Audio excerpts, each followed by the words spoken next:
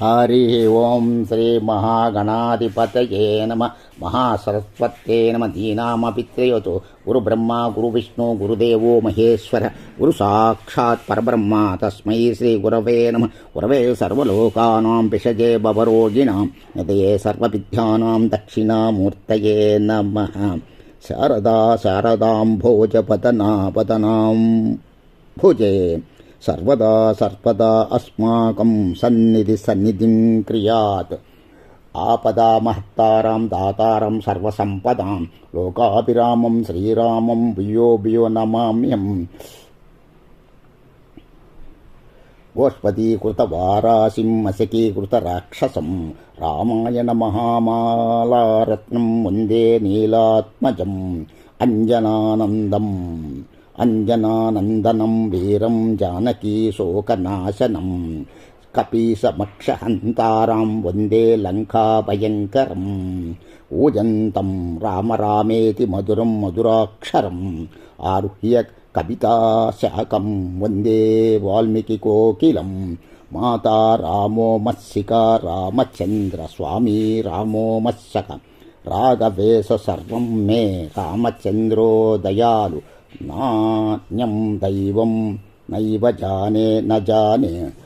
ప్రియ భగద్బంధులారా, ఇంతవరకు మనము సుందర కాండ యందు 164 వరకు తెలియజేసాం. మరల 160 నుండి 65 నుండి ప్రారంభించుచున్నాము. అది చూసి సురత తన నోటిని 60 యోజనాలు విస్తరింపచేసింది. అంతటా వీరుడైన హనుమంతుడు తన దేహాన్ని 70 యోజనాలు మేరకు విస్తరింపజేశాడు. అప్పుడు సురస తన నోటిని 80 యోజనాలు విస్తరించింది. దాంతో పర్వత సమానుడైన హనుమంతుడు తన శరీరాన్ని 90 యోజనాలు పెంచాడు.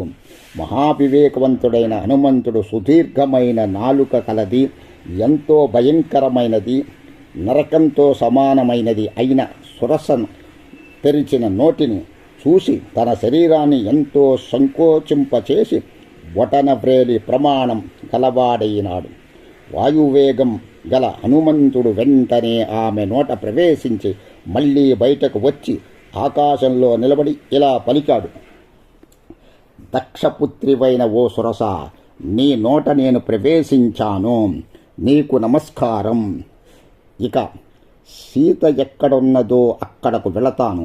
నీ నోట ప్రవేశించి బయటకు రావడంతో బ్రహ్మ నీకిచ్చిన వరం వమ్ము కాలేదు.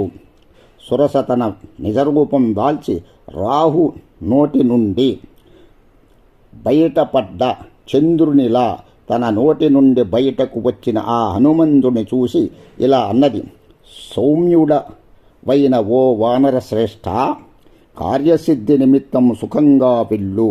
సీతను మహాత్ముడైన రామునితో చేర్చు. ఇతరులెవరికీ శక్యం కాని హనుమంతుడు చేసిన ఆ 3వ పని చూసి సర్వులు అతన్ని ప్రశంసించారు. గరుత్మంతుడితో సమాన వేగం గల ఆ హనుమంతుడు ప్రతిఘటింప శక్యం కాని వరుణుని నివాసమైన ఆ సముద్రం మీద ఆకాశ మార్గాన ఎగురసాగాడు. ఓం నమః శివాయ చ నమః శివాయ. సుందరకాండ 173 వరకు తెలియజేసినాము, గమనించగలరు. ఓం నమః శివాయ చ నమః శివాయ.